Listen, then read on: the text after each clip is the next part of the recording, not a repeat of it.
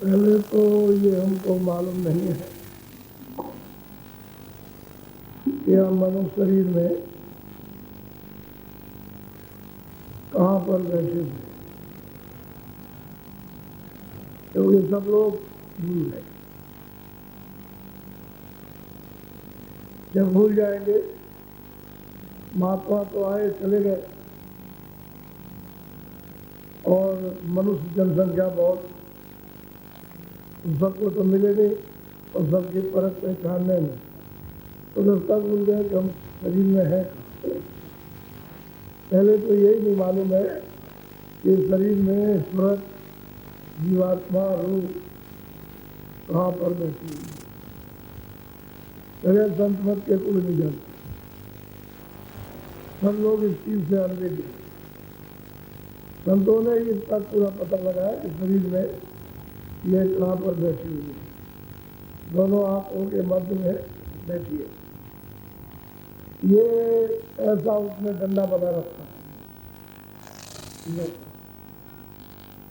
इसी डंडे के सामने आंखें तो आ जाती है शरीर के नीचे, और सूरज जो है डंडे के ऊपर है।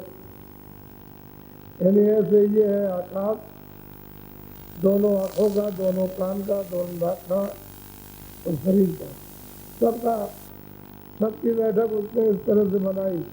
पशु हो, पंछी हो, कोई भी, उनकी बैठक इसी तरह से, और सूरज को इधर बैठा है आकाश के ऊपर, और सूरज का इसके ऊपर में हृदय, ये कंठ में, ये हृदय नहीं है। हम लोग ये समझ ले कि हृदय ये हृदय है, और हृदय बहुत बड़ा, तो इतना छोटा सा ऐसा तो नहीं है, बहुत बड़ा। तो इसमें से जो पूरा कचरा आपने अपना जमा किया अच्छे बुरे कर्मों का, वो सब जो सूरज का हृदय आकाश है। और जब भी आप आंखें बंद करो तो आपको अंधेरा दिखाई देगा, अंधकार ही अंधकार है, तो किसी की चीज समझ में आ नहीं सकती। जब आदमी बात बंद करेगा, ऐसा बंद करके बैठ जाएगा तो उसको ये तो मालूम नहीं है कि हमारे अंदर आँख भी है, और दोनों आंखों के ऊपर आँख है। तो अगर उसको पता चल जाए तो देखने का भी काम करना, तो मालूम तो किसी को है, तो सब उधर तो कुछ समझते नहीं। और ये जो किताबों में लिखा है कि स्वर्गवास हो गया, स्वर्ग जाओ, बैकुंठ जाओ, तो स्वर्ग और बैकुंठ क्या इसके कोई अतिरिक्त दूसरा रास्ता है? और फिर तो आंखों के ऊपरी रास्ता, स्वर्ग जाने का भी रास्ता आंखों के ऊपरी है, क्योंकि सूरज बैठी है स्वर्ग से नीचे, और मनुष्य शरीर के नाते पर शरीर के अंदर नहीं है। तो यहाँ की ये समझे कि जीवात्मा सूरज जो रूह है, शरीर जिसमें बैठे हुए,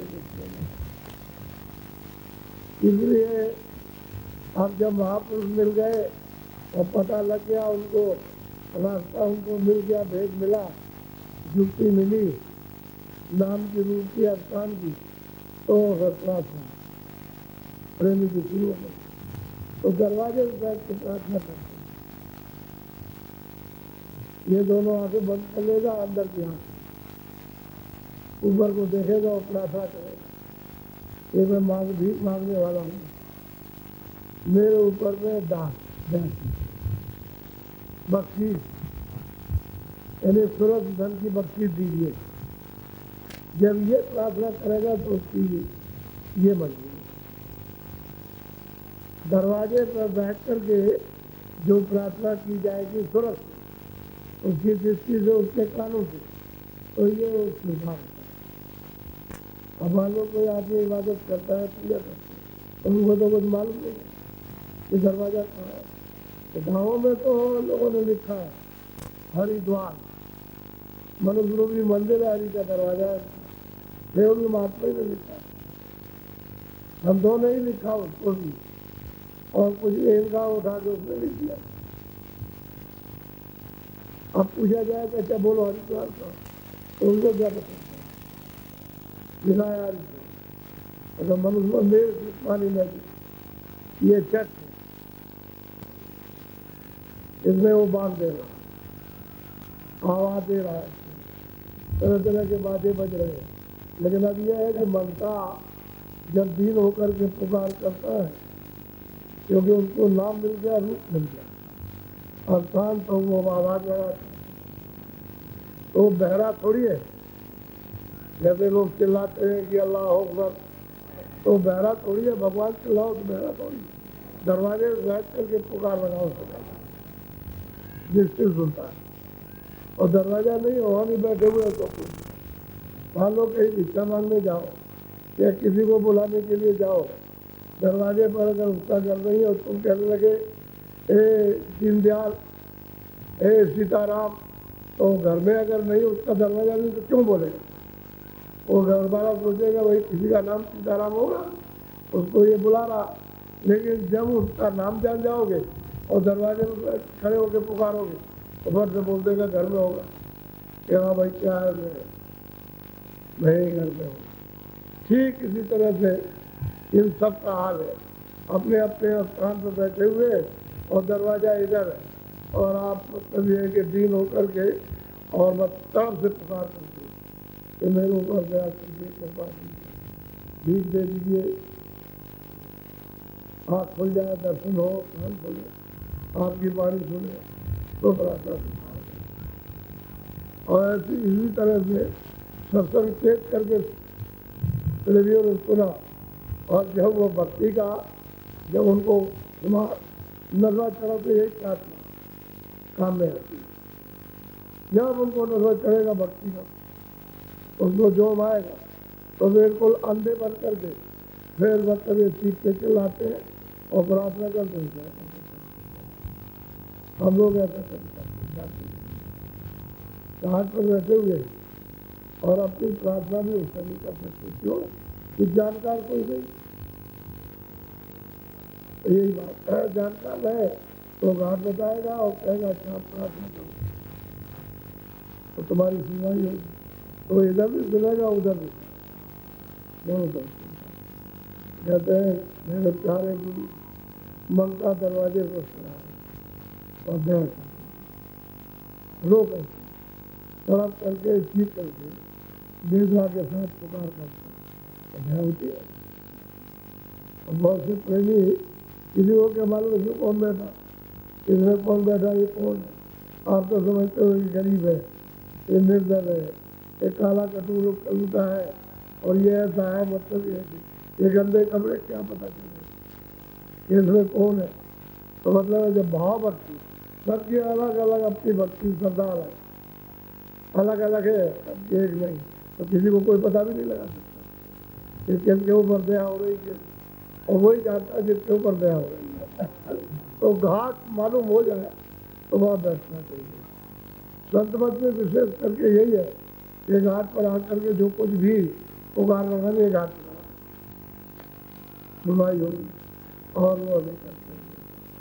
तो बड़े ध्यान से आप सुनिए, सब महात्माओं ने वैसे ही सुनाते जाए कोई बात नहीं है, लेकिन जब और प्रेमियों की, भक्तों की, साधकों की जब आप बात सुनते हो तो आपको लग जाता है कि हमको भी करना है, हम भी ऐसे निकल जाए, हम भी चल पड़े, हम भी देख लें, हमको भी आनंद मिल जाए, हम भी पहुंच जाए, हम भी दर्शन करें। तो ये मतलब ये कि एकदम तो तरफ होने लगती है, इसी में काम बनता है। सत्संग तो इसलिए सुना जाता है कि तरफ पैदा होता है। जो हमारा लगाव इनसे सबसे है, ये सब मतलब ये टूट जाए और मालिक से जब और कोई चीज़ अच्छी नहीं लगेगी कि वो अच्छा लगे, तो स्वीकार हो जाता है, तो दया कर देता है, कृपा करता है। असली बात यही है, लेकिन साधक नहीं समझता, क्योंकि सत्संग नहीं मिलता, इसलिए उनकी समझ में नहीं आता है। अब सत्संग मिल जाए तो साधक समझ जाएगा।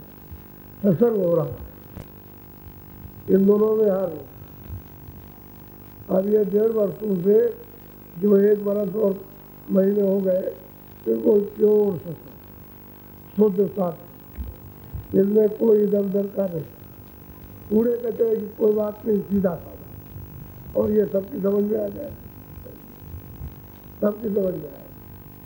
इसलिए तुमको प्रमाण 2, 4, 6, 10, 20, 50 प्रमाण महात्मा साथ होंगे, तुमको मिल जाए। बस यह है कि अब ये तो झूठी बात नहीं हो सकती, क्योंकि आप कहोगे कोई कल्पित बात है, ये सोचने लगो तो वो तो कल्पना नहीं, क्योंकि उसमें साधक भी बैठे साधन करते हैं, देखते हैं, सुनते हैं, तो कल्पना वाली बात तो हुई नहीं।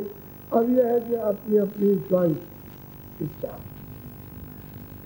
लगन, जितनी लगन तीव्र होगी उसे कम हो जाएगा। असल में हर तरह से इन साधनों के लिए गुंजाइश, सरलता, सुलभता हर तरह से रखी है, लेकिन उन्होंने कहा यही है सब कि थोड़ा सा ये जो मन का और बुद्धि और चित्त का बखेड़ा है, इसको जरा सा गिरा कर, क्योंकि बहुत बड़ा जुग जुग से बखेड़ा लगा हुआ है। तुम्हारे पीछे चोर लगा है तो चोरी करता रहता है, और तुमको मतलब जाग नहीं देता, चोरी में फंसाएगा, और तुम्हारी शक्ति का वो उपयोग करता है, और जब नहीं जगेगी शक्ति का उपयोग होगा और शक्ति का संचार भी उसको मिलेगा, आधार नहीं मिलेगा, तो क्या करेंगे, अंधेरा रहेगा। तो मन बुद्धि चित्त ये इधर लगे रहते हैं झूठी कूड़ी चीज़ों में, कूड़ी कहते हैं नाश मिटने वाले, उसमें मर दबाए रहते हैं। बोलो, बड़े ध्यान से सुनिए आप।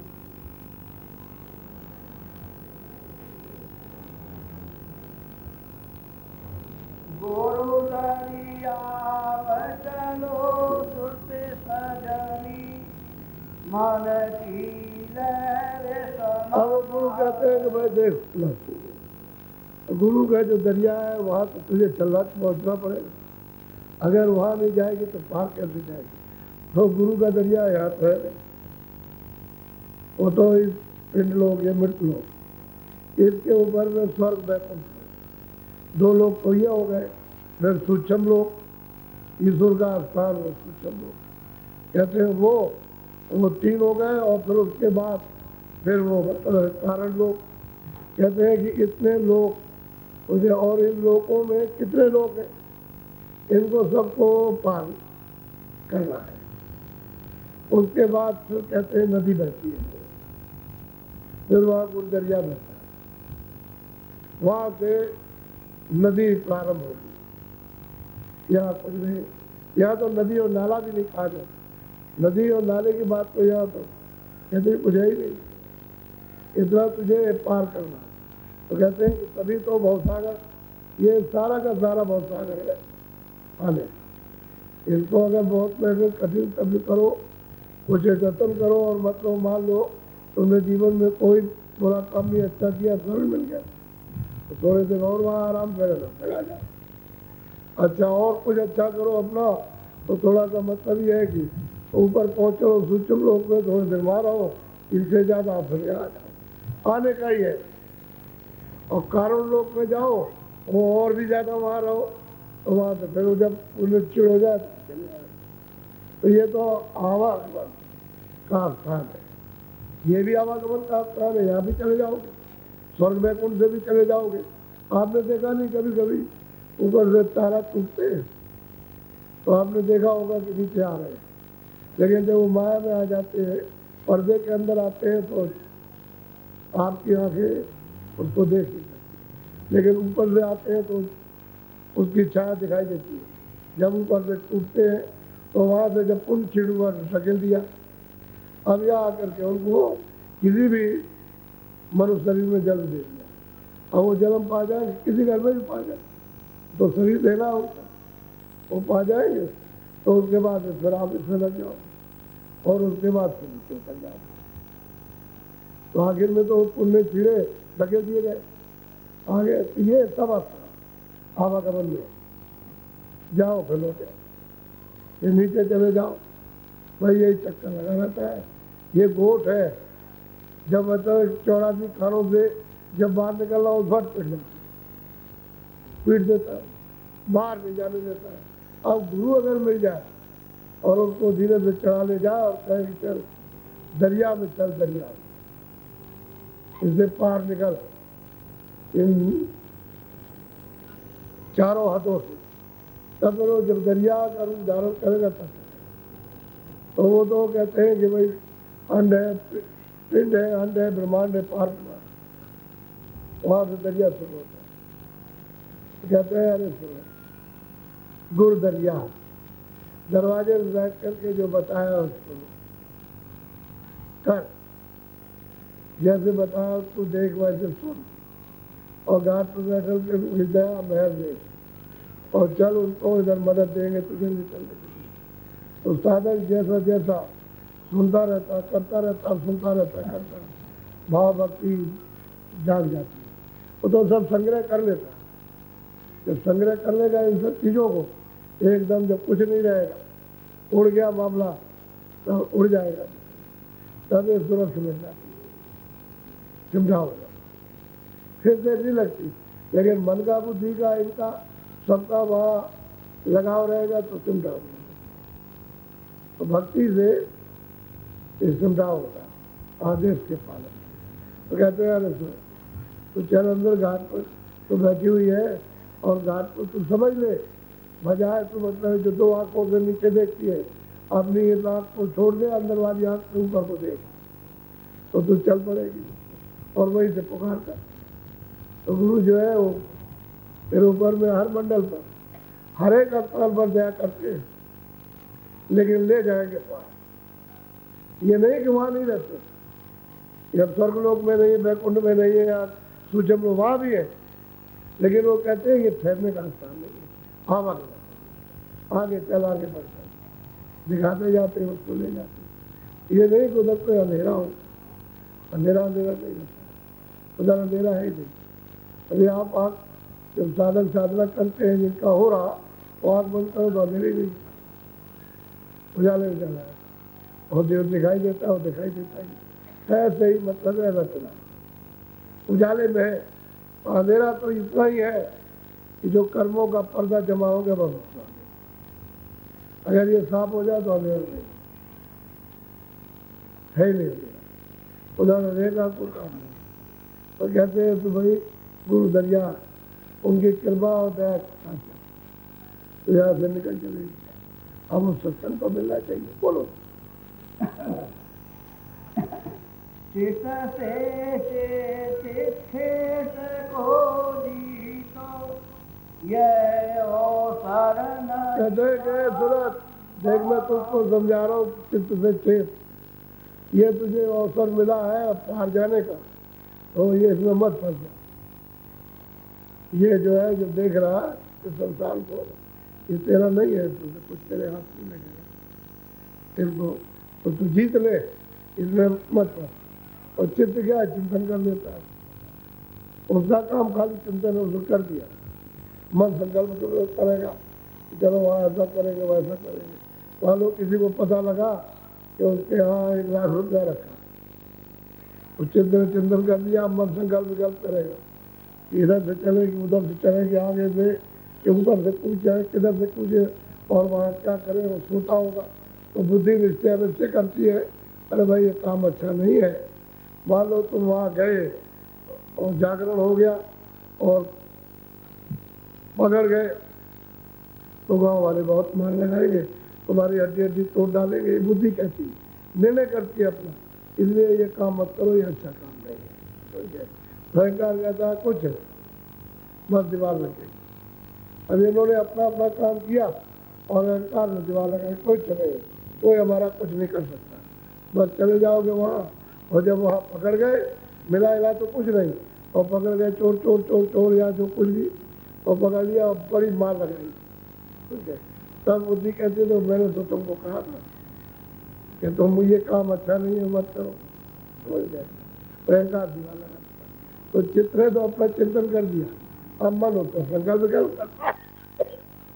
कहते हैं तू चेत जा, इसमें कुछ नहीं, इसका चिंतन मत कर, जो गुरु कहे उसका चिंतन कर,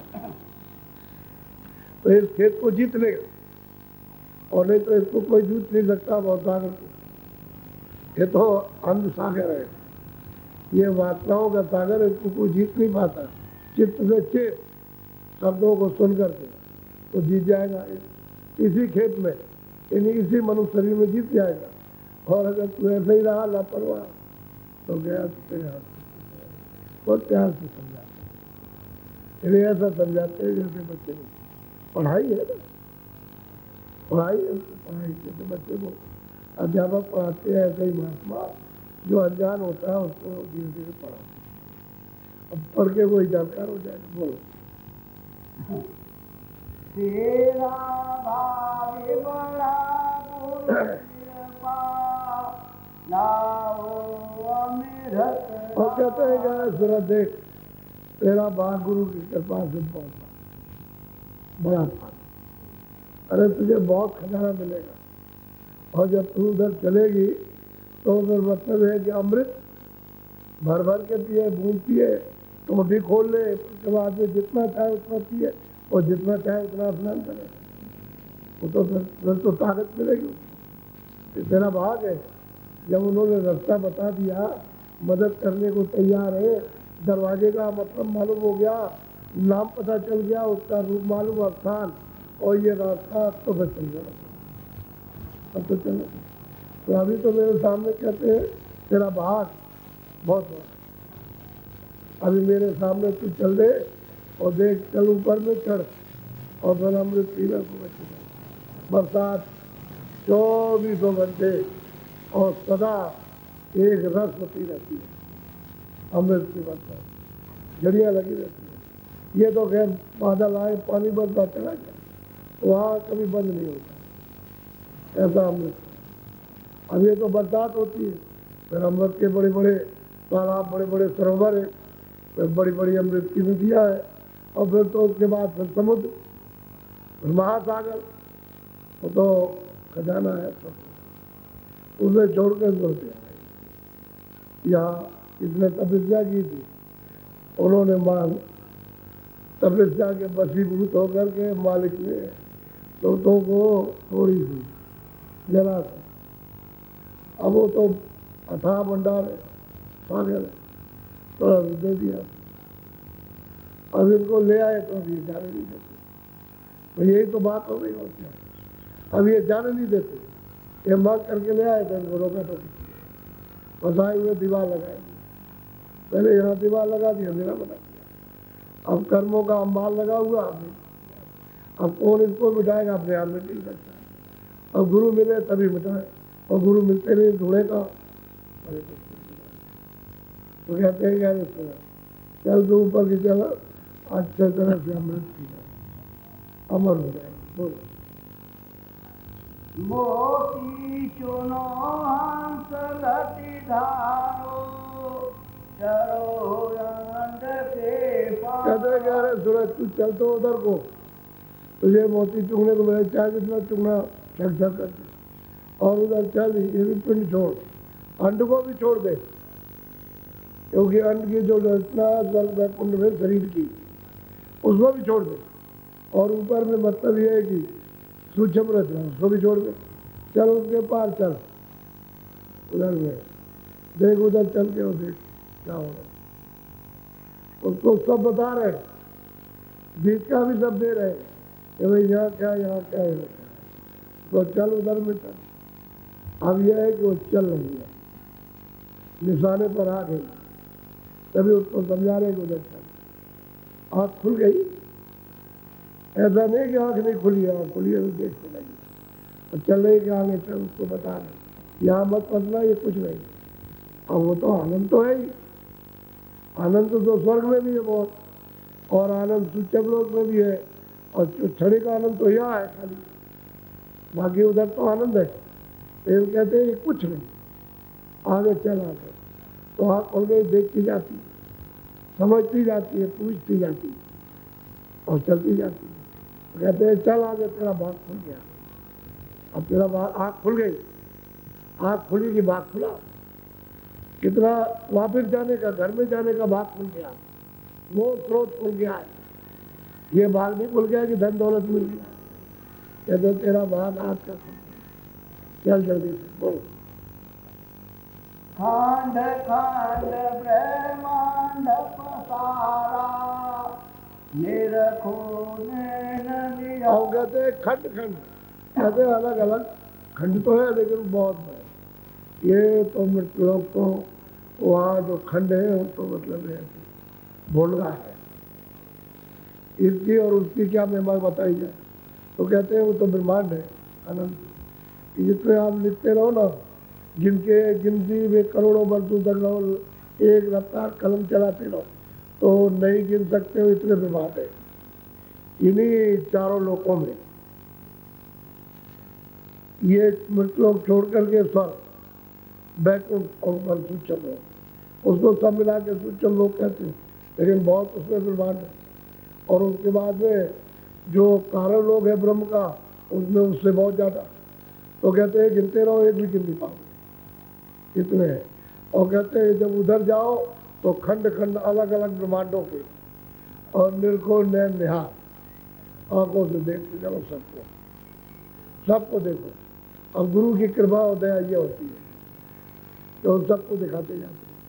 अरे छोड़ेंगे कुछ नहीं, यहाँ भी देख ले, इसको समझ ले यहाँ कुछ नहीं है, और फिर ऊपर में चल वहाँ भी देख ले, और चल इसके ऊपर में ये कुछ नहीं है वो हो सकते, उनको देख चल के चल आगे। तो दिखाते जाते हैं और सब दिव्य नेत्र से ज्ञान चंद्र से तीसरी आंख से देखती जाती है, सबको देख। और वो जो देख रही हो कह रही मैं देख रहा हूँ, वो सूरत कहती है कि मैं देख रहा हूँ। ये नहीं कहा कि मैं नहीं देख रहा हूँ, खंड खंड में कहा। बोलो। कमल पार गल द्वार तोड़े कर, पाउसी सोनम। कहते हैं कि पैदल कमल को उसके उस पार, और फिर उधर जब त्रिपुटी में गई तब उधर गई। वो शून्य कहते हैं 10वें द्वार, कहते हैं उस तरफ में निकल गई। अब यहाँ से तो निकल गई, ऐसी गई तेजी के साथ में निकल गई। देखा इनको भी, इनका भी दर्शन हुआ, उनका भी दर्शन हुआ, और जितने भी वहाँ ब्रह्मांड है जितने उनके खंड उनको भी देखा था। और अगर उस पार चली जाएगी तब तो पार हो गई, लौट के नहीं आता वापस। जैसे त्रिकुटी के ऊपर चली, और बस मतलब ये है कि इसका सदरूप हो जाता, फिर लौट के नहीं आता वापस, क्योंकि सूरज शब्दी रूप है। यहाँ बिलोरी में आकर के उसका आभास नहीं होता है, उसे निर्मल ज्ञान का, लेकिन यह है कि ये मिलोनी है और वहाँ निर्मल, वहाँ शब्द का पूरा बोध होता है। तो जितने भी सुनते हैं शब्द रूप, ये भी सब शब्द रूप हो जाएगी। और प्रकाश तो बहुत है। कभी कभी सोचता रहता हूँ इतना प्रकाश है कि महापुरुषों ने खाली इशारा किया, इन्हीं सोचता था, इतना इतना प्रकाश हो जाता। बोलो।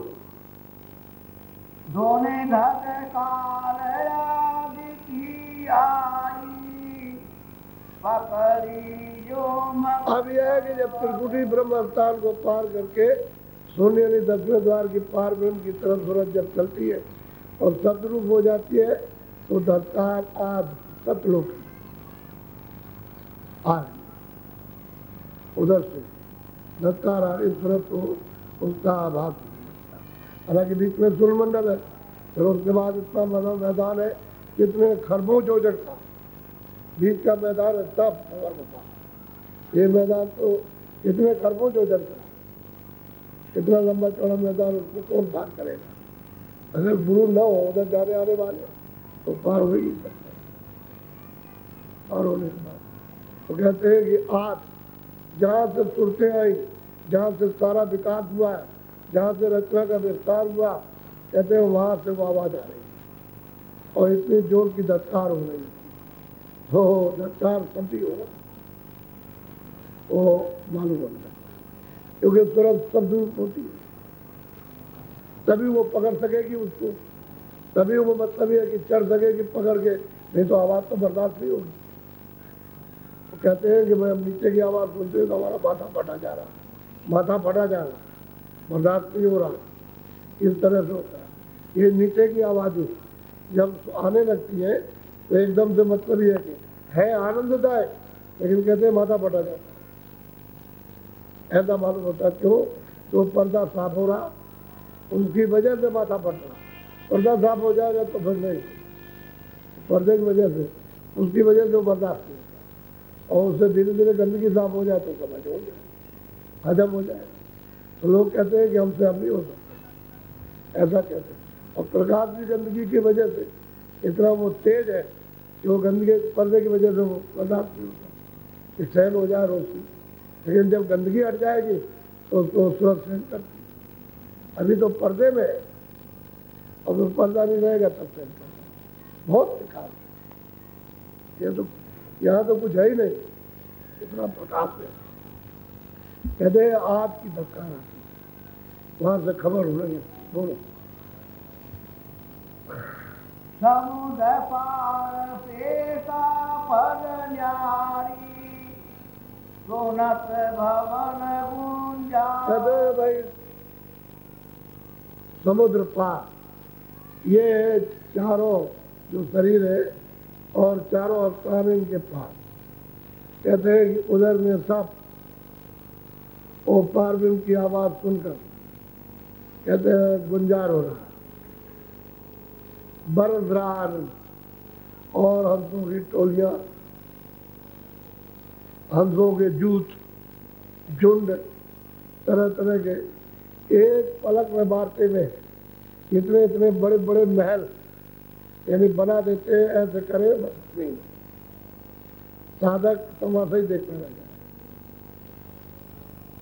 ये उनके झुंड है, बस निगाह मारी कुछ का कुछ, ये खेल को, और सदैव यानी होता रहता है, कभी वहाँ बंद नहीं होता, तो रस को लेते रहते समुद्र का। और कहते हैं श्वेत, सफेद है, यानी सफेद तो अभी और भी मिलेगा, लेकिन सफेद है कि वहाँ कोई शरीर तो है नहीं, कोई तत्व नहीं है वहाँ, खाली शब्द ही तत्व है, शब्द ही तत्व और नहीं। जैसे सत्य स्पर्श रूप रस गंध, ये तत्व हो गया, फिर उसके बाद में मतलब ये शब्द इस रूप रस गंध और मन बुद्धि चित्त और अहंकार, ये 9 तत्व हो गए। फिर नीचे 10 इंद्रिया, चतुर्संताकरण, मन बुद्धि चित्त अहंकार, और 3 गुण, रजोगुण तमोगुण सदोगुण, ये हो गए तत्व। कहते हैं इनमें से कोई तत्व नहीं, और आप जिसमें बैठे हो जल पृथ्वी अग्नि वायु आकाश, इस मसाले का बना हुआ ही है, वहाँ है, इसमें से कुछ कोई वहाँ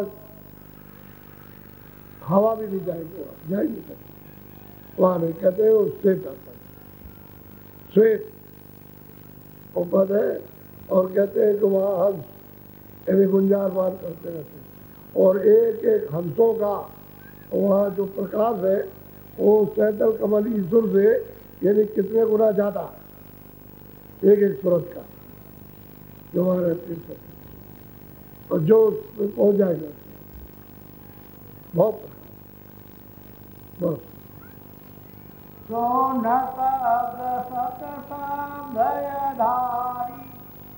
जब कहते हैं कि जब सूरत सुन्न का शब्द है, गुरु शब्द को जब सुन्न का शब्द पकड़ लेती है तो फिर मतलब ये है कि आगे जब तक ये शब्द में नहीं रह पकड़ेगी, नहीं मिलेगी, उसका रूप नहीं बनेगी, तो आगे के शब्द को नहीं पकड़ पाएगी। अच्छा, जब ये शब्द को पकड़ लिया और ले हो गई, शब्द ही रूप हो गई, तो फिर उस शब्द को पहचान लेगी, जो ऊपर से आ रहा है, वैसे इसको नहीं पहचान पाए। इतना इस तरह का विस्तार सतपुरुष ने सतलोक से किया। फिर ऐसा वैसा नहीं, ये तो उनकी मौज मर्जी, उनकी इच्छा। ऐसा विस्तार उन्होंने किया है, छोटा मोटा विस्तार नहीं, बहुत विस्तार। और केवल दया मांगने के सिवाय और दूसरा कोई चारा नहीं हुआ था उसमें। बस दया ही मांगी जाए तभी दया होती है, और वैसे कुछ करोगे तो कुछ वहाँ बनावट का कोई काम नहीं हुआ। बोलो। सत्य गुरु प्रेम मगन लोलाई, बेसरी सब संसार। कहते भाई जब सतगुरु के उसमें हम आवाज में, जो गुरु की वहाँ पर आवाज है उसमें जब लय हो गई, तो कहते हैं कि इतना मतलब प्रेम बरसता है, और उसमें लो लग गई कि तो संसार वहाँ कहाँ पे आए, है ही नहीं संसार। जब कोई संसार का निशान भी नहीं, बुद्धि वहाँ है नहीं, चित्त वहाँ है नहीं है, मन वहाँ पर है नहीं, अहंकार वहाँ पर है नहीं है, तो कोई तत्व वहाँ पर किसी तरह के नहीं है, ना मतलब मृतलोक के, न स्वर्ग लोक के, न सूक्ष्म लोक के, और ना ब्रह्मांड के, कोई चीज वहाँ नहीं। तो फिर क्या करेंगे उसको पकड़ छूट गया थी, ये खोल के साथ ही सकते, तुरंत इसी से निकल जाती, इतना पार जाएगी सबको छोड़ देगी। यही शरीर है वहाँ जाने के लिए, दूसरा और कोई। इसलिए ये अमूलक चीज उसने दी आपको मृत्यु में, इसी से जाओ। आप उधर से आए हो, इसमें आए हो, इसी में फंसे हो। अगर ये नहीं मिलता तो आप फंसते नहीं। इसलिए अधिकार आपको इसका मिला, स्वर्ग का अधिकार नहीं है आपको, वैकुंठ का अधिकार नहीं है, इसका अधिकार आपको मिला, और इसके जो कर्म करोगे वो वहां जाओगे। ये अधिकार इसको मिला, तो यहाँ से वहां तक इसको अधिकार ही मिला। तो आप जब नहीं वो मिलेगा आने जाने वाला, उसके बाद नहीं पहुंचोगे तो कैसे जा सकते? वो तो मिलेगा ना। मनुष्य रूपी मंदिर में आने जाने का औकात बताया, क्योंकि उधर से जब आए थे तो यही बैठे हो आकर दोनों आंखों के सामने, और जब ये नियम बना दिया उसने अपने इस देश का मृत्यु का, तो आप उसमें फंस गए जानबूझ कर, अपनी इच्छा ही से फंसे। उसने आपको नहीं बताया, कहते हमारा तो ये नियम बना है, ये अच्छा है ये बुरा है, तो अपनी मर्जी से करो, और करते रहे। कहने जो हमने आपने किया वो हमको दे दो, दे दो हमको, नहीं दे दोगे तो हम शक्ति के साथ देंगे। रोज नहीं कहते देखो ऐसा करो, नहीं अगर करते तो मैं ऐसा करूँगा, तो शक्ति के साथ करूँगा, वही बात हो गई। उसी में आप फंस गया करते। पहले तो हमारे ऊपर कोई बोझा नहीं था, न पाप का था न पुण्य का था, कुछ नहीं था। जब आए थे तब तो निर्मल थे, सब योगी सब योगी सब निर्मल थे, सब सचिव योगी विज्ञानी, सब वापस जाते थे, आते थे, जाते थे। लेकिन बीच में जब ये नियम बना तभी से झंझट सब हमारे गले पड़ा, और ऋषियों मुनियों ने आकर के आपको समझाया ये मत करना, ये करना, बस आप नहीं बात करते, उसी की गंदगी जो हो, अब उसी का ये हो गया। बोलो। सार शब्द जाके जय नामी, नाम रूप से। कहते हैं भाई सार शब्द जो है वो तो इतना तेज, वो तो अपरंपार सागर है, वो तो मतलब ये है कि उसका तो कुछ कहना ही नहीं। इन्हीं शब्दों से उसको संकेत दे दीजिए आप, बाकी वो सागर का नहीं।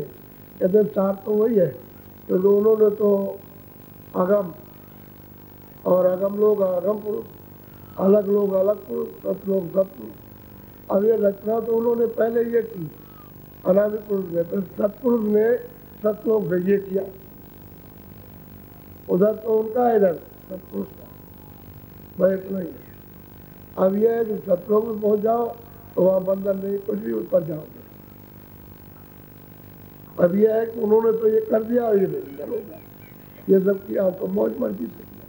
अब उनकी मौज को जब आप छोटी छोटी मौज रहती है तो वो करते हो, उनकी तो बहुत बड़ी मौज, वो तो अपार मौज है। उनकी मौज में कौन कुछ कह सकता सिवाय रोने के, और कुछ नहीं। तो कहते हैं सार शब्द, वो तेज अनामी, कहते हैं उससे, वही से तो ये शब्द आया, और वही से रचना हुई, और सदी से रचना हुई है। शब्द के बगैर को तो सारा सागर ही सिंधी है शब्द का, उसमें और कुछ नहीं। बोलो। संत धाम निजय लखय गम पर सुत पाया कहते भाई वो तो संतों का धाम है, ऐसे संतों का वहाँ पर हर दरबार लगता है, वो तो उधर आते ही जाते रहते हैं। लेकिन यह है कि ये सब 7 बरस के अंदर, और जो पहले संत थे वो तो अब भी है, लेकिन उनका कोई पहचान नहीं कभी न कर सकता है न कभी किया, वो गोपनीय सत्य रहते।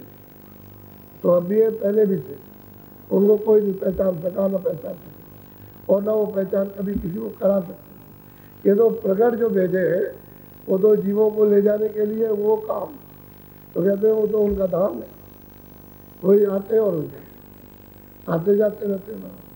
लेकिन संत ही आएंगे, और संत उसी को कहते हैं जो वहाँ पहुँचा है, वह और किसी को नहीं कहेंगे कि आप अपनी मर्जी से किसी को संत बना लो, लेकिन संत वही होगा जो वहाँ जाता है,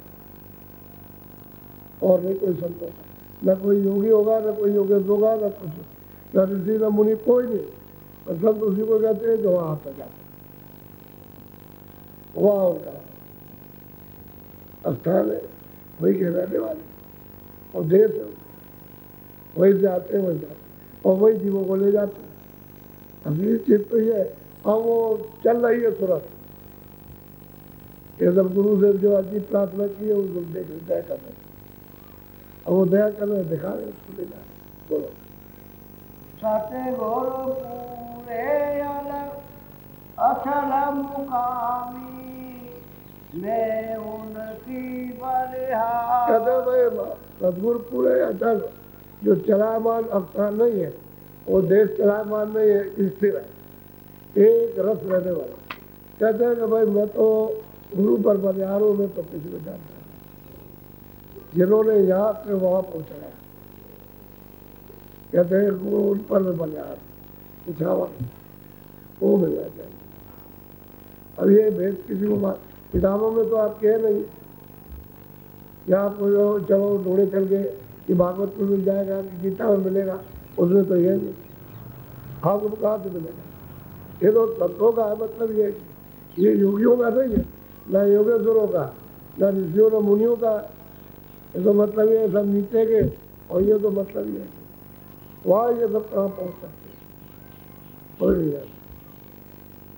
अब ये है सब, इसको बगैर तड़प के और बगैर दरवाजे में पुकार के दया जो है, अगर दया करे भी तो विफल हो जाए, क्योंकि आप उसकी परख नहीं कर सकते। जब पुकार करते हो दरवाजे में बैठ करके और चिल्लाते हो कि अब दया करो कृपा करो, तो तब कदर होती है कि दया की, हम किस तरह से रोए गाए, कैसे चिल्लाए, कैसी तड़प हुई और कैसा दर्द उठा, कि इस दर्द में संसार अच्छा नहीं लगता। बिल्कुल संसार कटीला है, कांटे हैं कांटे, ये अच्छा नहीं लगता। अब वो तो कुछ और है, तब दया हो जाती है। अब वो तो चिल्लाट होती है, प्रेम होना चाहिए। सब ऐसे, सबने यही पुकार करके सबने तो प्राप्त किया, वही तो जितने भी आए सबने ये ऐसा नहीं कि कोई हजरत के हम पालेंगे, हंस दे देंगे, हजरत कंद न पाइए, जिन पाया थे रोए, सब लोग रोए, ठीक है चिल्लाए, ऐसे दया। तो सत्संग चेत के ऐसा भूल भाल मत करो, मतलब ये और जो कहे उसको करो, जो वो करे कभी मत करो, फंस जाओगे आप, क्योंकि आप में तो वो चीज़ है नहीं है, तो जो कहते हैं उसको कीजिए। इसलिए कहते हैं तुम चलोगे कब, जो कहेंगे चलो, और जो करेंगे वो तुम क्या कर सकते हो। वो तो जीवों के लिए कोई भी रास्ता निकाल रहे, वो तो अलग है शिक्षा के लिए, लेकिन तुम्हारी समझ में नहीं आ सकता। जो कहे उसको वो करते हो, वो कभी मत करना, भूल करते कि भाई वो करते हैं, वो करते हैं, तो साफ दरवाजा मालूम हो जाए कि ये है, वहाँ से बैठ करके करने की तैयारी करो, सूरज जाओ, आंखों के ऊपर है, सूरज को लपेटना है, और बल उठा लेंगे। तो ऊपर में बैठे हुए तुम जरा सा अपनी आंखें पसार के ऊपर देखो तो सफाई कर दे। अब तुम देखते ही नहीं हो, तुम इसी ऊपर से रहते हो, बस लोग सोते हो साथ नीचे के ऊपर को जरा करो तब तो पता चले, करना चाहिए। इसीलिए महात्माओं ने सत्संग पर पूरा जोर दिया कि जब तक सत्संग नहीं मिलेगा आपकी समझ में कुछ नहीं आएगा, और सत्संग मिल जाएगा तो चिंता हो। ये बात ये सत्संग मिल रहा तब। ये आपने कभी ये चीजें सुना रहा हूँ, कभी सुनने को नहीं मिली, और जितने प्रमाण चाहिए सब दे देंगे, उसके लिए तो कोई बात नहीं है, और प्रमाण की कोई जरूरत भी नहीं। जो सत्य है, सनातन है, अनाथ का रास्ता आज का है, उनमें क्या प्रमाण की जरूरत तो है। अब तुमको विश्वास नहीं है, तुम मतलब ये है कि अब विश्वास में शंका में रहते हो तो प्रमाण दे देते, वैसे कोई नहीं। बोलो जय गुरुदेव। देखो कल 7:30 बजे सत्संग होगा और 1.5 घंटे होता है तो 9 बजे, 7:30 से 9 कल से चालू हो जाएगा जो कार्यक्रम होने जा रहा है कल, उसका पूरा सत्संग सुनो। और मतलब इसमें भजन, सुमरन और ध्यान, ये 3 चीजें मुख्य करके है, इसको आप जल्दी करो। ये आत्मधन है, इसे प्राप्त करो। बाकी और कुछ कहोगे तो कुछ हमारा कुछ है, तो ये कुछ नहीं है, तो ये तो शरीर का है। शरीर का जो है उतना तो मिलेगा, हर रोज मिलेगा आपको, तो उससे आप रक्षा करो शरीर की। ये है लेकिन नियम के साथ, अनियम के साथ में, यानी मतलब ये है कि संयम के साथ इनका व्यवहार करना, इसको ठीक रखो। और उसके बाद ये कमाई करना, ये अमूलक आत्मधन है, ये कमाई से ही मिलेगा, कमाई भी करो, और कमाई तुम कम करो और दया ज़्यादा। लेकिन ये है कि तड़प से दया ज़्यादा मिलती है, कमाई कम, और तड़प नहीं होती है तो तरह से सूखे रूखे रह जाओ, तो संसार के चक्कर में फंसते रहो। अच्छा, शाम को 4:30 बजे, अब 5:30 करीब 4:30 कल सुबह 7:30 और शाम को 4:30, और 5 दिन बराबर चलेगा। इसको सब लोगों को, और 10 मिनट यहाँ पहले पहुँचो और वहाँ सब छोड़ करके यहाँ बैठ जाओ आकर के, और सत्संग पूरा चेक करके सुनो, नहीं तो फिर पीछे पछताते रह जाओगे। रखा है ये तपस्या है, तुम जो मोम जमा जाए मैदान में टाक दो। अगर रावटी और ढेरों में तुमको आनंद ज़्यादा न मिले तब तुम हमसे कहना, हमको तो मालूम है, हम तो सब भोग चुके हैं उसको, उसमें अच्छा नहीं लगता। लेकिन जब आप मैदान में रख पाते, हम भी बाहर जाते हैं तो हम ये कहते हैं चलो मैदान में रख, कितना अच्छा, एक लोग उसे कहते हैं देखो कितना अच्छा लगता है, वहाँ महलों में अच्छा नहीं लगता, तो मोहन रहोगे कितना अच्छा लगेगा। तुमको इस बात का नहीं, तुम वही ढूंढते रहते हो, ये मिल जाए वो मिल जाए, क्या मिल जाएगी। अरे भाई ये काम करने आए हो, ये कुछ कर लो कुछ अपना, वो तो तुमने जब जुग से किया और अभी तक तुम्हारा पेट नहीं भरा, ये काम करो छुटकारे का, नहीं तो ये भी समय निकला जा रहा। मोटी बात की थी, और जगह एक ही जगह सब रखा, कहीं सब कर रहे, और मैदान में रखा सब वही रहे उसी जगह पर, और वहाँ से यहाँ या तो सीधे वहाँ जाए। और कल से एक टाइम हो जाए, 2 टाइम नहीं, एक टाइम। इसको अगर ठीक रखना चाहते हो, भजन का कुछ लाभ लेना चाहते हो तो एक टाइम भजन करो, थोड़ा सा नाश्ता कर लेना, वही करीब 9:30 बजे बाद, और जब दिन में 2 बजे भजन कर लो। आप खाना खा लीजिए, आप शाम को नहीं, वो बात नहीं हो, समझ गए, तब तुम उसका लाभ लोगे नहीं, ऐसे ही वो नहीं जाते, वो तो तुम कब करते रहो तो हमको भी मालूम। ये सब जो नुकसान किया तुमने, किसी की बात को नहीं सुना और नहीं माना, न सुना न माना, तो ये सब तकलीफें इस वक्त देखो क्या आप उसके बारे में करें, शहरों मोहरों से मालूम होता है, इसलिए मोटी। कल से आपको सुमरन भी कराऊंगा और ध्यान भी कराऊंगा, भजन भी कराऊंगा। तीनों चीज़ें कल से चालू होगी। आप तो बोलूँगा नहीं, आप तो कहूँगा अच्छा भजन करो, लेकिन सुमरन भी और ध्यान भी और भजन भी, तीनों चीज़ें आपको सिखानी है ताकि सीख तो लो, कम से कम चलने की तैयारी तो करो।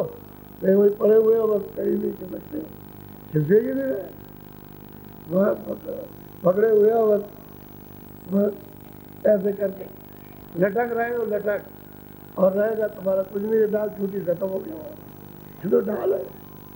और कालिदास की तरह से यानी जिस डाल पर बैठे उसी को काट रहे हो, तो जब कटेगी तो गिरेगा नहीं, वो तो गिर जाएगा ना।